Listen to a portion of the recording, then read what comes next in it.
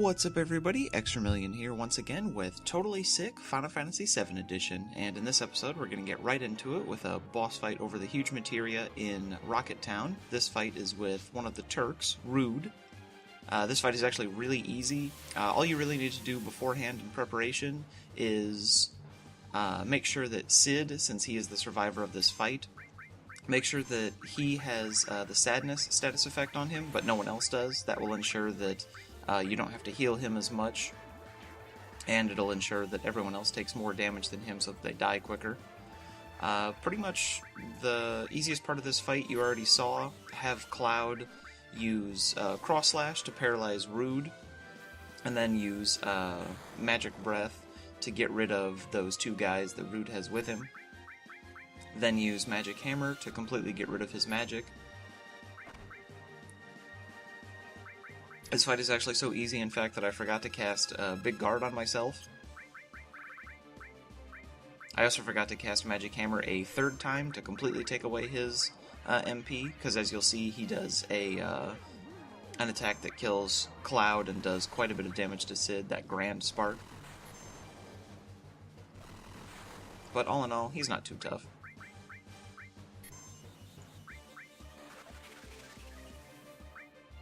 There are a few fights with some normal guards before you get to this fight, so Sid and Kate Sith cannot be the party members to fight those fights because obviously only one party member can be alive at the end of those fights, so they wouldn't be able to help you in this one because as soon as you enter Rocket Town you can't leave to go heal yourself, so you would basically just need to swap in two new characters.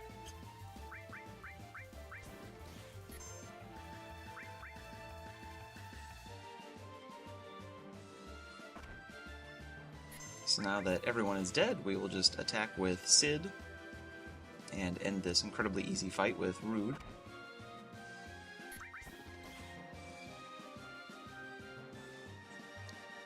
So that's it, that fight's done for.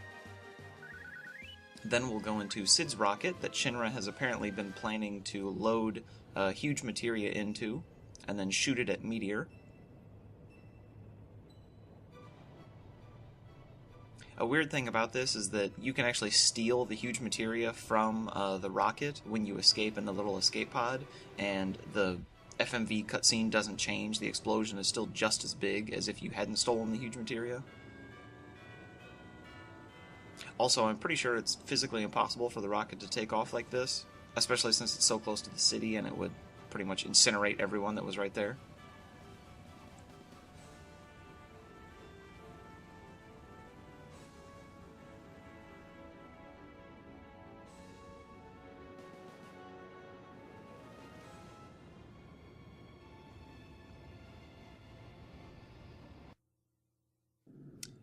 The footage that you saw when the episode started was of me getting in the submarine and going into a little alcove to get an item called the Key of the Ancients. It's basically a story item that we'll need later on.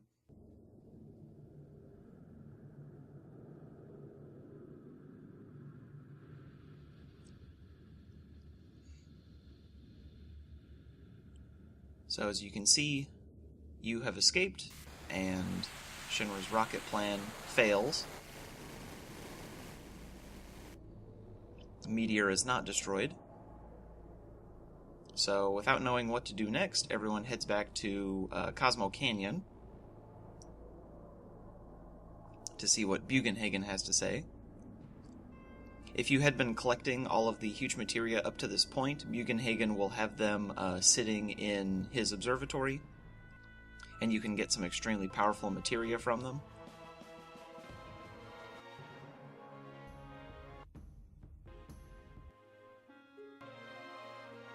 So then we head to the Bone Village at the behest of Bugenhagen, and use the Key to the Ancients to see that Eris, who died all the way back in the beginning of Disc 1, had the materia that we need, Holy, to combat Meteor. She had it the whole time, and it's that materia that fell out of her hairband when she died.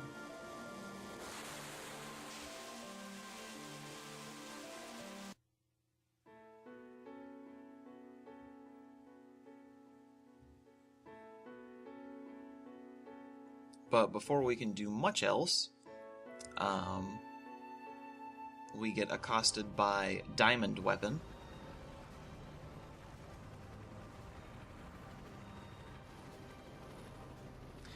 Also, in order to make the Sister Ray more powerful, they moved it from Junin to Midgar, somehow, even though it's a giant gun.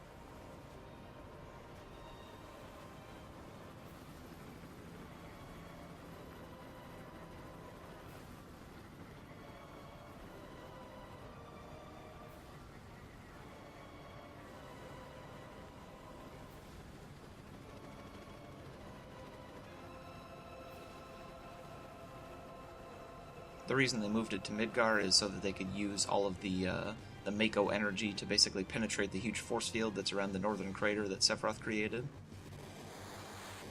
So there he is, rising out of the water like Godzilla. Before we fight him, though, we'll do a little more housekeeping. We'll go into the sunken airplane down here and grab the double cut materia. Then we'll head over to the Shin-ra mansion in Nibelheim and grab another enemy skill that is unpronounceable. It's just 4 question marks. Make sure to get that on every character. And then we'll go into the big fight with Diamond Weapon himself. Diamond Weapon is also a very easy fight.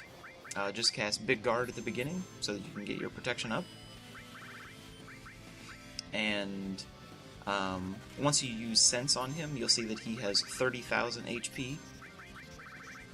And that he is also weak against lightning, which is great because Trine is a lightning attack.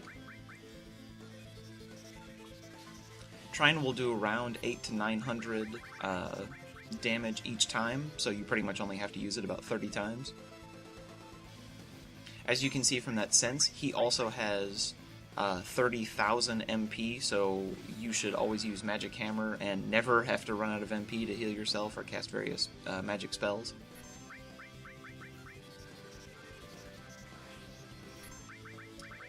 If you do use any limit breaks, I would make it Kate Sith's Dice, because you can only use 1 limit break. Unfortunately, that didn't do that much damage that time. But if you use any more than 1 limit breaks, he will begin his countdown to an extremely powerful attack that casts Silence on you as well. And of course, if all of your characters are silenced, you can't use any magic.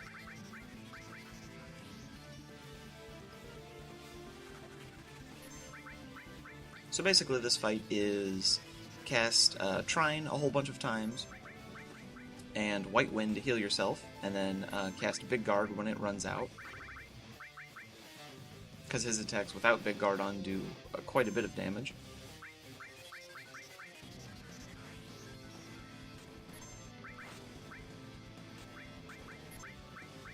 And then just use Magic Hammer to get all of your MP back.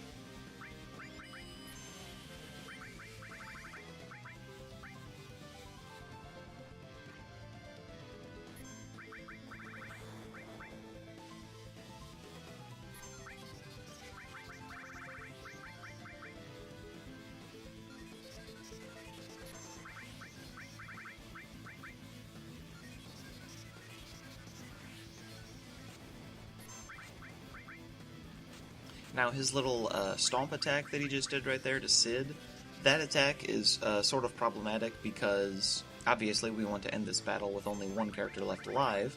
Unfortunately, that stomp attack always targets the character that has the highest amount of HP, so it's a little more difficult to use, like, laser and flamethrower to lower your character's health, because he'll just attack the character that has the highest HP anyway. The character that's going to survive this fight is Cloud, which is why Cloud is the only character that has the Sadness status effect. It just makes it so that you don't have to heal him as often.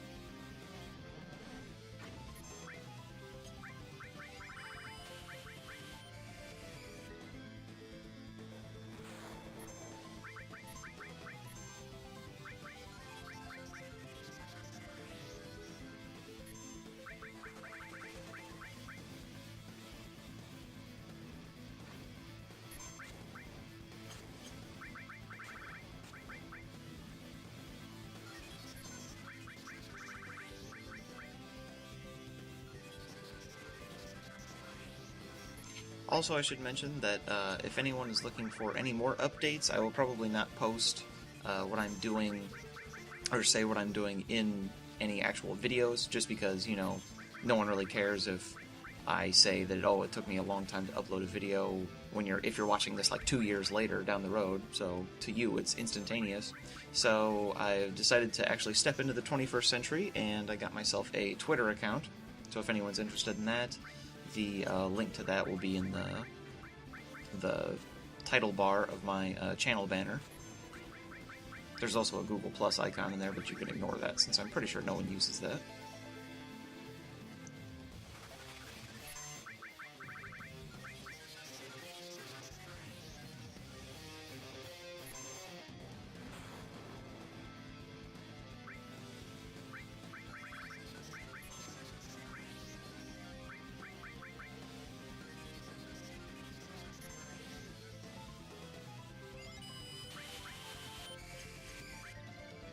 So he's pretty much almost dead at this point, so we should begin taking out Sid and Kate Sith. Just get him down to where one more spell will kill him.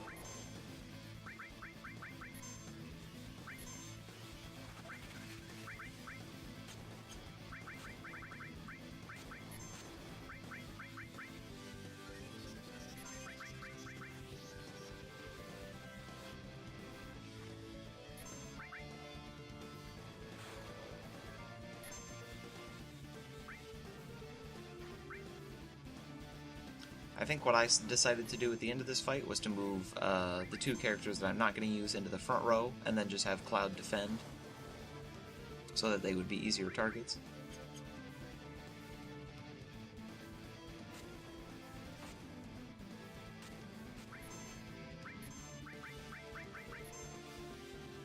Just to get a little bit of magic back, I decided to have Sid heal, since his HP is not really all that high anyway.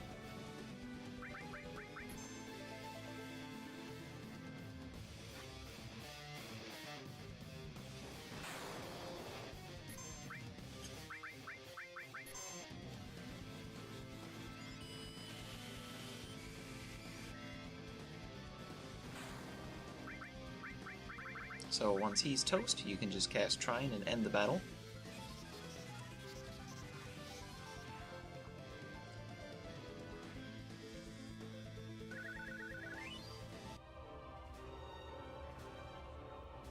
Then Rufus and the rest of Shin-ra begin their plan to draw all the Mako energy out of the Midgar reactors and fire it at Sephiroth.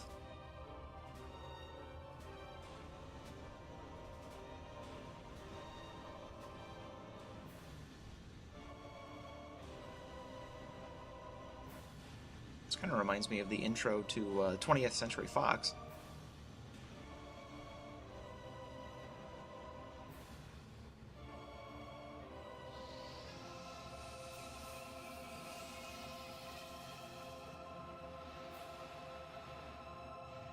So they fire the big gun, and Diamond Weapon happens to be in the way, so the blast goes straight through him, but not before Diamond Weapon can fire off a few projectiles towards Midgar, which for some reason seems to be perpetually in nighttime, which is funny because in the next cutscene you'll see that wherever Diamond Weapon is, and we are, it's daytime.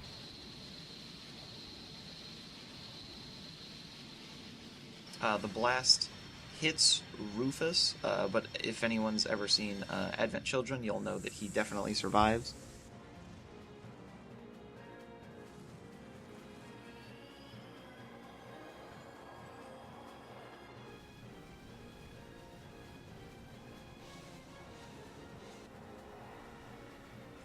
But that is pretty much all for this episode, and I will see you guys next time.